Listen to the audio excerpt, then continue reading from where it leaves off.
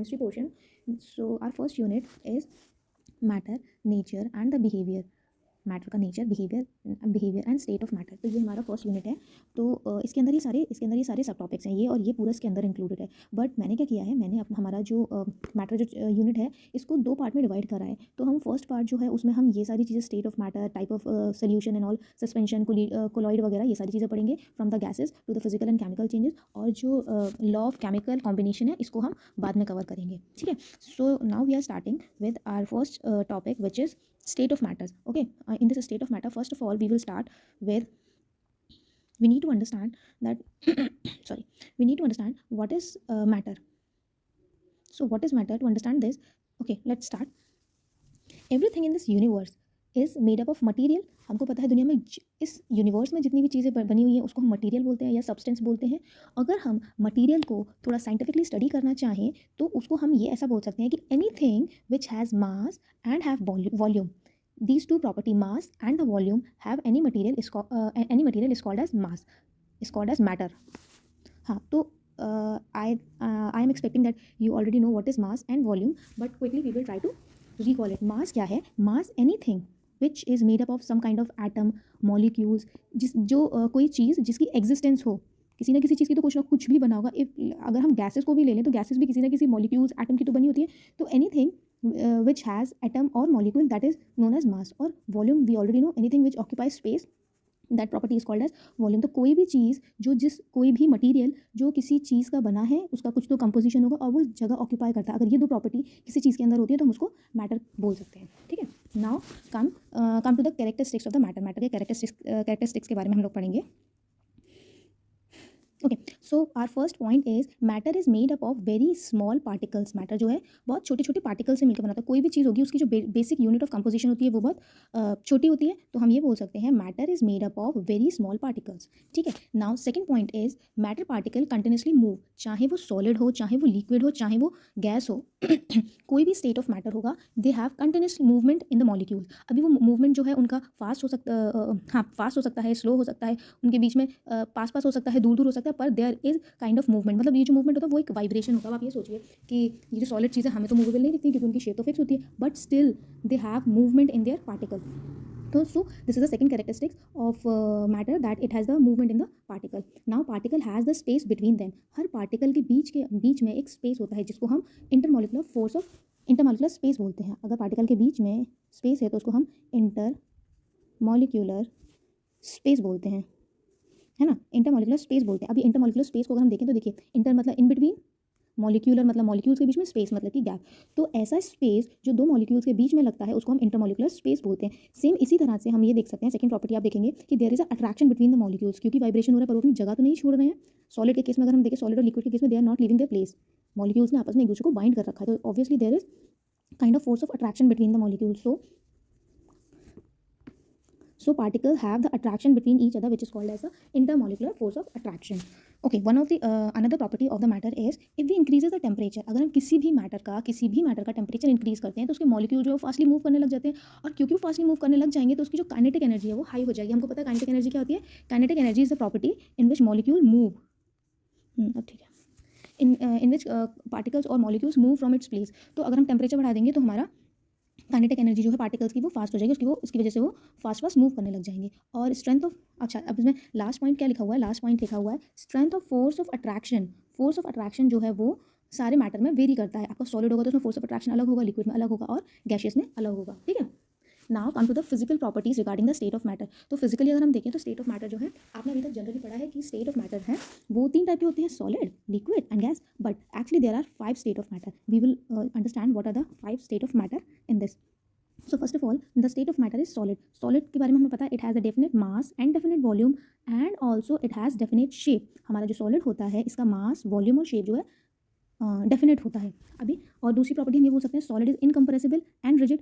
अगर आप बिल्कुल हार्ड सॉलिड की बात करेंगे, क्योंकि अभी आप थोड़ा सा जब इसके टाइप्स ऑफ सॉलिड पढ़ेंगे तो आप ये जानेंगे कि सारे सॉलिड जो होते हैं वो हार्ड सॉलिड नहीं होते, पर still we can say in general that solid is incompressible, इसको हम कंप्रेस नहीं कर सकते, और ये रिजिड होता है। रिजिड मतलब कि इसकी शेप जो होती है वो फिक्स होती है। It is highly dense. अच्छा, हाईली डेंस क्यों है? क्योंकि नंबर ऑफ मॉलिक्यूल्स जो है, नंबर ऑफ पार्टिकल्स जो है वो आपस में एकदम पास पास हैं, क्लोज हैं, और क्योंकि क्लोज है इसलिए इनका मेल्टिंग पॉइंट जो होता है वो हाई होता है। ये सारी प्रॉपर्टीज जो है आपस में इंटर रिलेट करती हैं। मैं आपको एक और बताती हूँ। It has definite mass, definite volume and definite shape. It is incompressible, it can not be compressed, and it is rigid. It has high density, it has high melting point. अब आप सॉलिड को अगर थोड़ा सा और detail में study करेंगे so you will know that solid state जो होता है आपका, ये क्रिस्टलाइन भी होता है और एमॉर्फस भी होता है। क्रिस्टलाइन सॉलिड क्या होता है? ऐसा सॉलिड जो एक रेगुलर पैटर्न में बना हो। आप ये देखेंगे कि कोई चीज़ जो जिसकी कंपोजिशन है वो बिल्कुल फिक्स उसमें बनी हुई है, मतलब उसकी जो हर पार्टिकल है उसका साइज और अरेंजमेंट जो है वो बहुत एक्यूरेट है, तो हमारा क्रिस्टलाइन सॉलिड होता है। जबकि एमॉर्फस सॉलिड क्या होता है? ऐसे टाइप के सॉलिड जिनका अरेंजमेंट जो है वो इरेगुलर है, इरेगुलर मैनर में, मतलब कोई कैसे लगाए, कोई कैसे लगाए, कोई कैसे लगाए, कोई कैसे, और वो एक्यूमुलेट होकर सॉलिड बना रहे हैं, तो उसको एमॉर्फस सॉलिड बोलते हैं। इसको हम सूडो सॉलिड भी बोलते हैं और सुपर कूल्ड लिक्विड भी बोला जाता है, सुपर कूल्ड लिक्विड भी बोला जाता है। Now come to the second state of matter which is liquid. तो लिक्विड के बारे में हमें पता है, it has no fixed shape, shape fix नहीं होती, but it has volume and it has mass also. See, mass और वॉल्यूम तो होगा ही ना, जगह तो ऑक्यूपाई करेगा ही वो, but there is no fix shape in it.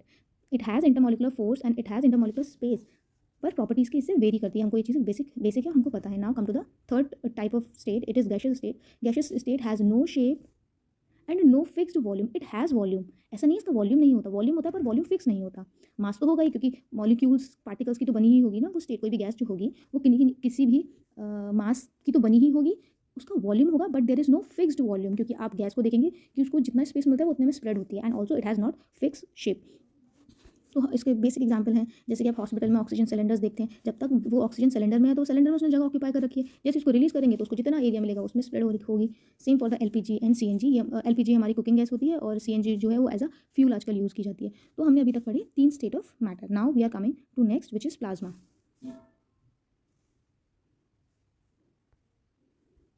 So plasma is a fourth state of matter.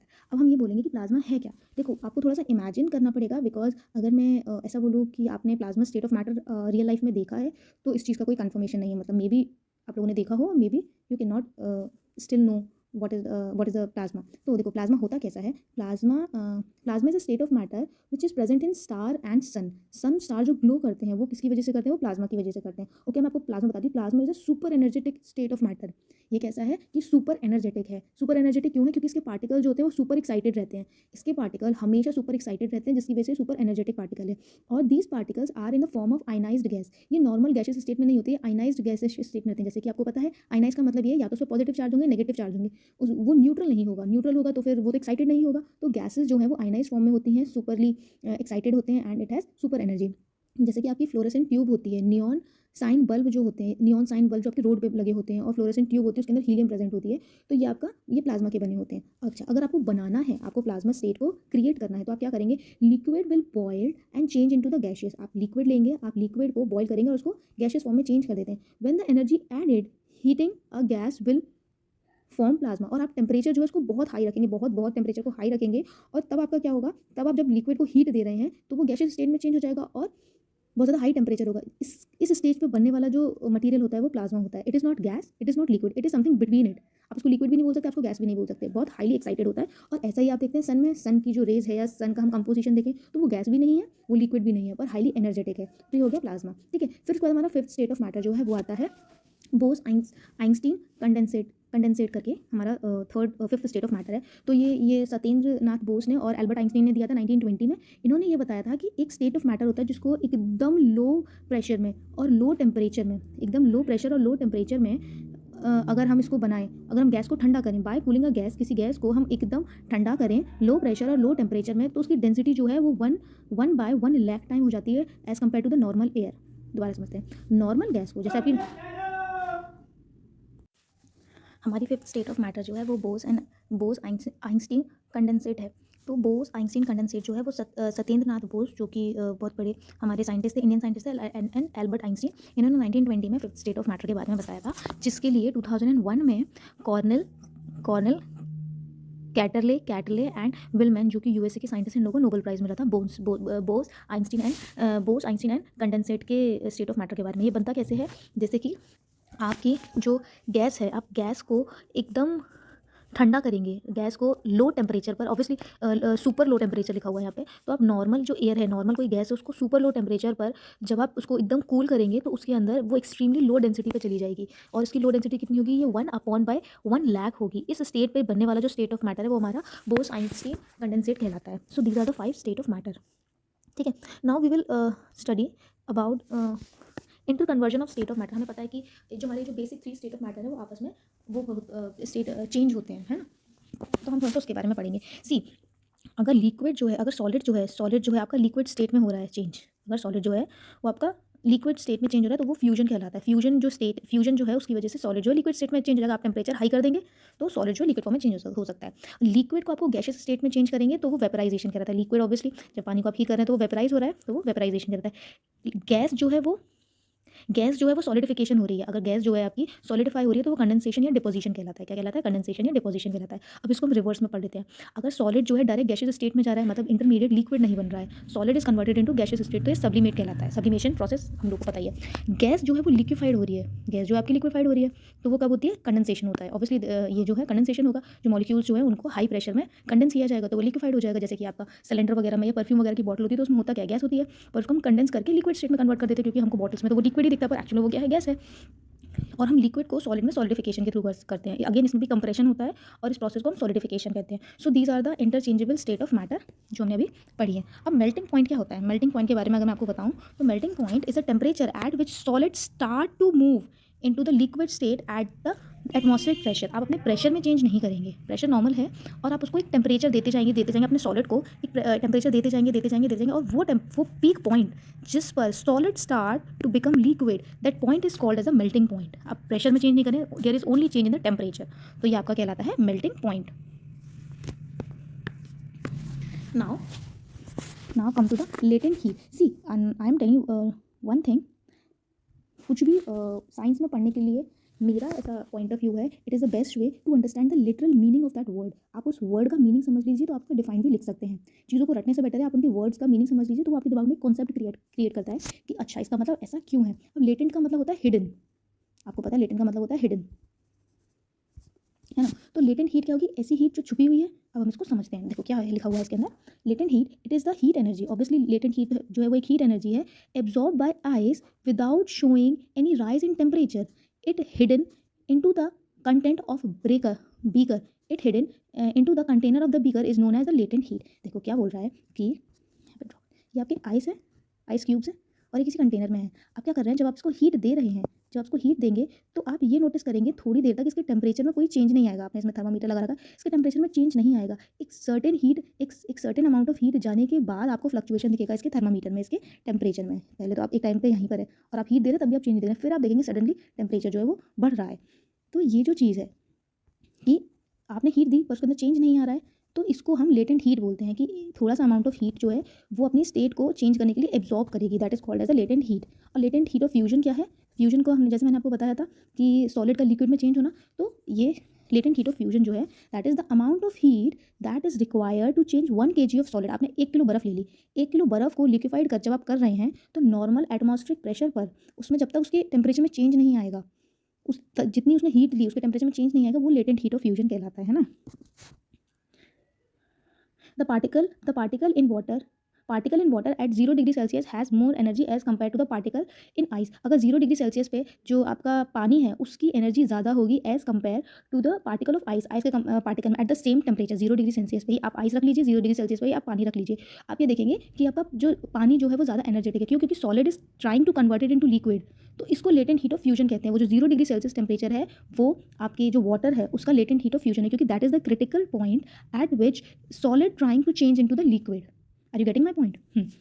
ठीक है, नाउ वी आर कमिंग, मैंने अभी इतनी देर से आप लोगों को बोल रही हूँ एटमॉस्फेरिक प्रेशर, तो आपको ये याद रखना है, maybe in exam it will come that what is the amount और what is the measurement of the atmospheric pressure. तो एटमॉस्फेरिक प्रेशर जो है, 1 एटमॉस्फेरिक प्रेशर जो है वो 1.01 इंटू 10⁵ पास्कल होती है। पास्कल जो है, pascal is a unit which use to measure the pressure. तो बेसिक सी चीज़ें हैं, मे बी एग्जाम में आ भी जाती है।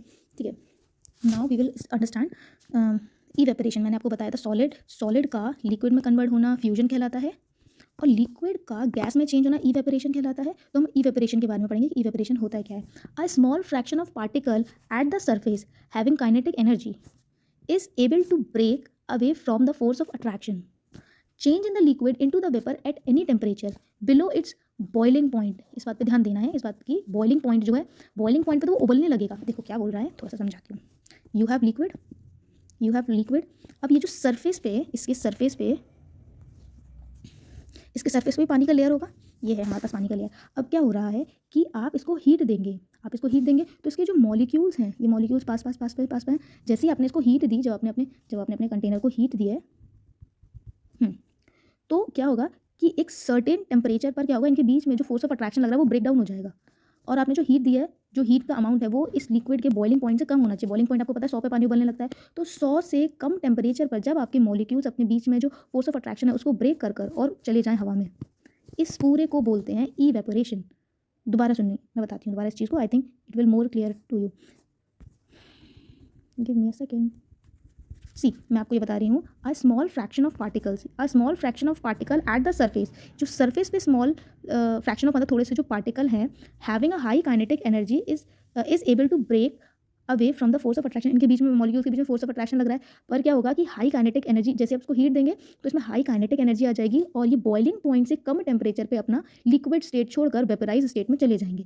इसी को, ये लिक्विड को वेपर फॉर्म में चेंज में होना कब, जब उसका टेम्परेचर जो है उसके बॉइलिंग पॉइंट से लो हो. इसको हम बोलते हैं इवेपोरेशन. क्या बोलते हैं इसको हम? इवेपोरेशन. अब इवेपोरेशन जो है वो किन फैक्टर्स पे डिपेंड करता है? ऑब्वियसली आपके सरफेस एरिया पे डिपेंड करता होगा. आपका ज़्यादा सरफेस एरिया है तो वो ज़्यादा वेपराइज होगा, कम सरफेस एरिया है तो कम वेपराइज होगा. ये जो है, ये जो प्रॉपर्टी है इवेपोरेशन, ये बल्क लिक्विड पे डिपेंड नहीं करती. बल्क लिक्विड का मतलब है आपका पानी, पूरा पानी इवेपराइज होगा, ऐसा नहीं है. वो जो आपका सरफेस लेवल पे जितने मॉलिक्यूल्स है वो इवेपराइज होंगे. तो ऑब्वियसली सरफेस एरिया ज़्यादा होगा तो इवेपोरेशन ज़्यादा होगा. टेम्परेचर ज़्यादा होगा तो इवेपोरेशन ज़्यादा होगा. टेम्परेचर ज़्यादा हो सकता है पर बॉइलिंग पॉइंट से ऊपर नहीं जा सकता.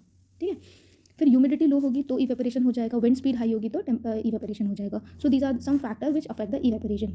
इवेपोरेशन जो है वही तो कूलिंग इफेक्ट क्रिएट करता है, क्योंकि आपको ये चीज़ पता है कि जैसे वो मटका है, आपका ग्लास है पानी का, उसमें पानी ठंडा कैसे हो रहा है? इवेपोरेशन की वजह से. कि उसका जो मटके का जो सरफेस एरिया है वो आपका, उसके जो पार्टिकल जो है वो बाहर की हीट की वजह से, अंदर के पानी की वजह से एक इंटरचेंजेबल स्टेट में आ रहे हैं. तो जो मिट्टी जो है वो पानी को एब्जॉर्ब करके नेचर में भेज रही है और नेचर जो है उसकी हीट को उसके कम बॉइलिंग पॉइंट पे जाके उसको एब्जॉर्ब कर रहा है, तो वो वेपराइज हो जा रहा है. वेपराइज होने की वजह से वो चीज़ ठंडी हो रही है. कपड़े जो है हमारे इसी मेथड पे सूखते हैं. थोड़ा सा हम पढ़ लेते हैं. The particle of liquid absorb energy. Liquid के जो पार्टिकल्स है वो हमेशा एनर्जी को एब्जॉर्ब करते हैं, है ना, फ्रॉम द सराउंडिंग. अपने आसपास की सराउंडिंग से वो हीट को एब्जॉर्ब करते हैं और दोबारा उस हीट को एब्जॉर्ब करते हैं. ठीक है. And regain.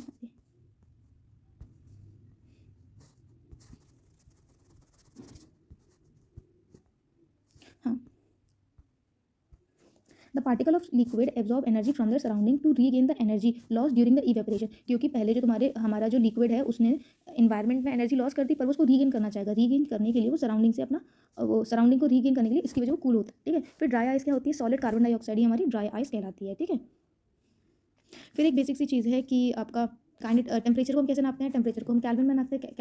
कैल्विन जो है वो हमारी स्टैंडर्ड यूनिट ऑफ टेम्परेचर है. लेकिन कैल्विन और डिग्री सेल्सियस में क्या रिलेशन होता है? Kelvin is equals to degree Celsius में अगर आप 273 ऐड कर देंगे तो आपका जो आंसर है वो कैल्विन में आ जाएगा. और फिर एक यूनिट होती है फ़ारेनहाइट की. अगर आपको फ़ारेनहाइट और डिग्री सेल्सियस में वो निकालना है, रिलेशन निकालना है, तो आपको फ़ारेनहाइट निकालने के लिए 9/5 का मल्टीप्लाई करना होगा डिग्री सेल्सियस में, उसमें 32 ऐड कर देंगे. तो ये रिलेशन है जो हमको पता ही होना चाहिए, पता होता है, लेकिन क्योंकि इस पर डायरेक्टली क्वेश्चन आ जाते हैं.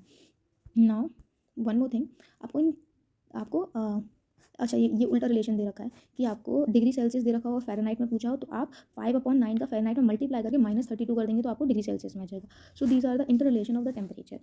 फिर इसके बाद हम आगे देखते हैं, ये अभी हम स्टार्ट नहीं करेंगे. ये मैंने ना, जो हम लोगों की इंसाइक्लोपीडिया ऑफ जनरल साइंस करके एक अरिहंत की बुक है, वो रेफ़र करी है. मैं क्विकली इसको वो करती हूँ, एक बार देख लेती हूँ. मैंने आपको मैटर बता दिया. मैटर क्या होता है? मैटर के मैंने आपको कैरेक्टरिस्टिक्स बता दिए कि मैटर जो होता है टाइनी पार्टिकल से बना होता है. There is intermolecular space between them, अगर और कंटिन्यूसली मूवमेंट करते हैं. इंटरमॉलिक्यूलर फोर्स भी होता है, और जो इंटरमॉलिक्यूलर फोर्स होता है वो अलग अलग स्टेट मैटर जो होता है उस पर वेरी करता है. फिर हमारे मैटर जो होता है वो दो टाइप का बना होता है, एटम और मॉलिक्यूल. चलो मैं बता देती हूँ. एटम क्या होता है? Atom is the smallest unit of any element. किसी भी चीज़, कोई भी चीज़ अगर जैसे आपकी सिर्फ एक फॉर्म की बनी हो, मतलब एक मिनट, इसकी कोई भी चीज़ जिसकी कंपोजिशन में कुछ और मिला ना हो, एक ही चीज़ का बना हुआ हो, जैसे कि हाइड्रोजन जो है वो सिर्फ हाइड्रोजन और हाइड्रोजन की बनी हुई है.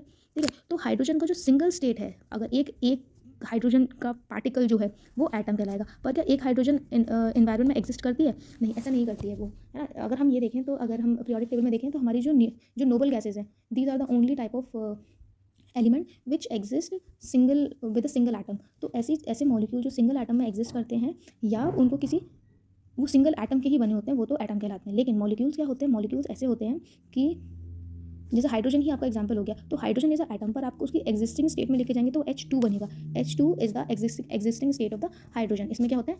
एटम कितने हैं? 2 हैं, पर मॉलिक्यूल कितना है? 1 है। वो उसको स्टेबल स्टेट में लाना ही मॉलिक्यूल कहलाता है। और उसका अगर हम स्टेबल स्टेट ना देखें, हम उसका बेसिक स्ट्रक्चर देखें तो हाइड्रोजन है, same for the oxygen, same for the nitrogen. और अगर हम ये देखें, ये तीनों जो एटम है, एटम ऑफ गैसेज हैं, क्या ये नेचर में एग्जिस्ट कर सकते हैं? नहीं। सो दीज आर एटम, और if we are making them stable for the environment, nitrogen मतलब 2 molecules of nitrogen, 2 molecules of hydrogen, 3 molecule of oxygen, ये जो होते हैं हमारे मॉलिक्यूल्स कहलाते हैं। तो ये बेसिक डिफरेंस हो गया एटम और मॉलिक्यूल में, ठीक है। फिर मॉलिक्यूल्स जैसे कि आपने पढ़ा, तो मॉलिक्यूल्स हमारे 2 तरह के होते हैं। मॉलिक्यूल जो है वो 2 तरह के होते हैं, एक है होमोजेनस और एक है heterogeneous. As I told you earlier कि आप वर्ड्स जैसे चीज़ों को समझने का ट्राई कीजिए। तो होमो मतलब होता है सेम, तो सेम मॉलिक्यूल से सेम एटम से मिलकर बना हुआ मॉलिक्यूल कहलाता है होमोजेनस मॉलिक्यूल, क्योंकि अलग अलग से बना हुआ हेट्रोजेनस कहलाता है। जैसे कि हाइड्रोजन ऑक्सीजन जो है आपका होमोजेनस का एग्जाम्पल हो जाएगा। पर हेट्रोजेनस का अगर हम देखें तो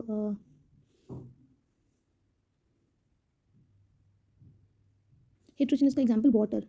एक्चुअली हेट्रोजेनस मॉलिक्यूल को आप कंपाउंड भी कह सकते हैं। हाँ, इसी से मॉलिक्यूल से निकल कर आता है आपका एलिमेंट और कंपाउंड। देखो एलिमेंट जो होता है, जब सेम चीज़ें मिलकर कुछ अपनी एग्जिस्टिंग जो एनवायरमेंट में एग्जिस्ट कर सकते हैं वैसा स्टेट बनाते हैं, वो कहलाता है एलिमेंट। जबकि जिसकी कंपोजिशन तो अलग अलग चीज़ों से बनी हो, जैसे कि आपका वाटर है, तो वाटर के अंदर हाइड्रोजन भी है और ऑक्सीजन है, और ये दोनों मिलकर एक आपका हेट्रोजेनस मॉलिक्यूल बना रहे हैं, इसको हम कंपाउंड भी कहते हैं। अमोनिया का एग्जाम्पल है, कार्बन डाइऑक्साइड एग्जाम्पल है, बहुत सारे आप कंपाउंड्स को जानते हैं जो कि हेट्रोजेनस मॉलिक्यूल है। फिर मैंने आपको सॉलिड के बारे में बता ही चुकी हूँ। सॉलिड के बारे में हम लोगों ने अच्छे से डिस्कस करा ही है। सॉलिड जो है आपका क्लासिफिकेशन देखिए तो क्रिस्टलाइन सॉलिड होता है और एमॉर्फस होता है, जिसको हम सूडो सॉलिड और सुपर कूल लिक्विड भी बोलते हैं। और गैस के बारे में बताया और लिक्विड के बारे में बताया। लिक्विड जो है, लिक्विड के बारे में बताया, इसकी फिक्स शेप नहीं होती, पर इसमें वॉल्यूम होता है। और गैस के बारे में भी हम पढ़ चुके हैं। फिर प्लाज्मा स्टेट और बोस आइंस्टीन कंडेंसेट के बारे में भी आपको बता चुकी हूँ। फिर डिफ्यूजन क्या है? डिफ्यूजन एक प्रॉपर्टी होती है। Diffusion is a property which is applied for liquid and gaseous state. तो डिफ्यूजन में क्या होता है? The process of interchanging of particle from of two different type of matter on their own. The process of intermixing of particle of two different type. अच्छा, 2 अलग अलग type के particles, hydrogen है और क्लोरीन, पर आपस में मिल रहे हैं, मिक्स होते जा रहे होते हैं, तो डिफ्यूजन है। मतलब ये है कि वो अपना स्टेट छोड़कर दूसरे स्टेट में, मतलब दूसरे टाइप ऑफ मॉलिक्यूल से मर्ज हों। और इसके पीछे बहुत सारी चीज़ें डिपेंड करती हैं। आपका टेम्परेचर मैटर करता है, प्रेशर मैटर करता है, और टेम्परेचर में वो प्रेशर और कॉन्सेंट्रेशन ऑफ द पार्टिकल, ये बहुत सारी प्रॉपर्टीज मैटर करती हैं डिफ्यूजन के अंदर। तो डिफ्यूजन जो है, इसमें पार्टिकल्स का मूवमेंट होता है एक साइड से दूसरी साइड। एक साइड से दूसरी साइड हम ऐसे बोल सकते हैं कि जहाँ पे आपका कॉन्सेंट्रेशन हाई है